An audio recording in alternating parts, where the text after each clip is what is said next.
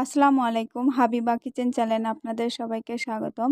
প্রতিদিনের মতো আজকে আমি আপনাদের সামনে নতুন একটা ভিডিও নিয়ে হাজির হয়েছি। আজকে আমি আপনাদেরকে সুজি দিয়ে বরফি বানিয়ে দেখাবো কিভাবে খুব সহজে আমি সুজি দিয়ে বরফিটা তৈরি করেছি। এই যে দেখুন কি সুন্দর হয়েছে। আমি চুলাতে একটি খোলা বসিয়ে দিয়েছি। এবার আমি এখানে দিয়ে দিলাম 250 গ্রাম সুজি। এবার সুজিটাকে আমি সুন্দরভাবে লাল করে ভেজে নেব। খুব একটা বেশি লাল করা যাবে না, হালকা একটা বাদামি কালার আসলে এটা নামিয়ে নিতে হবে। এটা 4-5টাকে নেড়ে চেড়ে ভাজতে হবে, নাহলে কিন্তু এটা পুড়ে যাবে এক জায়গাতে থেকে গেলে। এরপরে অন্য একটি পটে দিয়ে দিলাম চিনি। এখানে আমি প্রায় 250 গ্রামের বেশি চিনি নিয়েছি। এবার এখানে আমি পানি দিয়ে চিনিটাকে সুন্দর করে শিরা তৈরি করে নেব, এবং শিরাটা একটু আঠালো হবে এরকম করে তৈরি করতে হবে। খুব একটা পানি পানি হয়ে থাকলে কিন্তু এটা বরফি বানাতে ভালো হবে না। এটা নেড়ে চেড়ে অনবরত তৈরি করে নিতে হবে শিরাটা। এরপর দিয়ে দিলাম লবঙ্গ, এলাচ, দারচিনি। এবার আবার পুনরায় সুন্দর করে অনবরত নাড়তে হবে।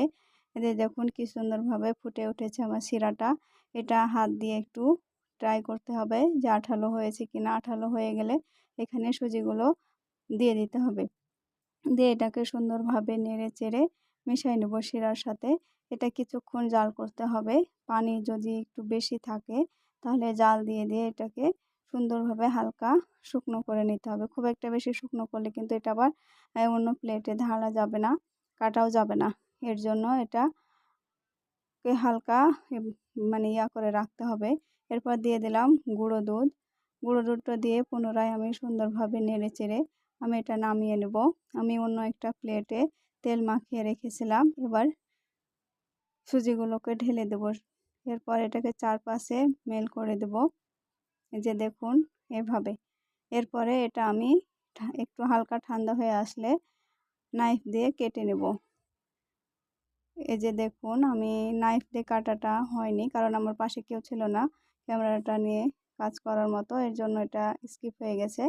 এই যে দেখুন ঠিক এভাবে করে আমি বরফিগুলোকে কেটে নিয়েছি। আমার ভিডিওটি ভালো লাগলে অবশ্যই আপনারা লাইক, কমেন্ট, শেয়ার করে দেবেন। আর সম্পূর্ণ ভিডিও দেখার জন্য আপনাদের সবাইকে ধন্যবাদ।